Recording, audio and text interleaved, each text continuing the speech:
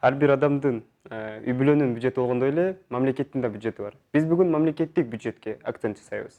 Мамлекеттик бюджет мамлекеттин кирешелери менен чыгымдарын жыл сайын түзүлүүчү сметасы. Адатта мамлекеттик бюджет өкмөт тарабынан иштелип чыгып, мыйзам чыгаруу бийлиги бекитет.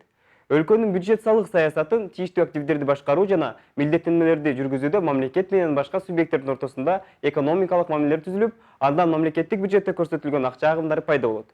Бюджет укуктук акт түрүндө кабыл алынып, анда кирешелерди түшүрүү планы жана чыгаша чектөөлөрү каралат. Ошондой эле пландаштырылган мөөнөт ичинде мамлекеттик карыздардын тийиштүү көлөмү көрсөтүлөт.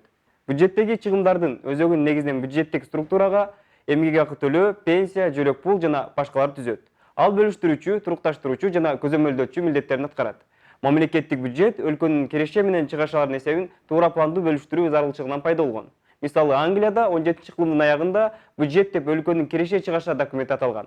Бюджетте кирешелерге караганда чыгашалар көп болсо, мамлекеттик бюджетте дефицитти, ал эми чыгашаларга караганда киреше көбүрөөк болсо, профицитти жаратат. Кыргызстанда болсо 2012 жылдан тартып бюджет эки баскычтуу болуп бөлүнөт. Мамлекеттик жана жергиликтүү бюджет. Жергиликтүү бюджеттин кирешеси Кыргыз Республикасынын мыйзамдарына ылайык жергиликтүү өз алдынча башкаруу органдарынын карамагына түшө турган акча каражаты. Алар жергиликтүү салыктардан жана жыйымдардан, салыктан тышкары кирешелерден, республикалык деңгээлде бөлүштүрүлүүчү салыктардан жана кирешелерден, гранттардан, ыктыярдуу мүчөлүк акылардан турат.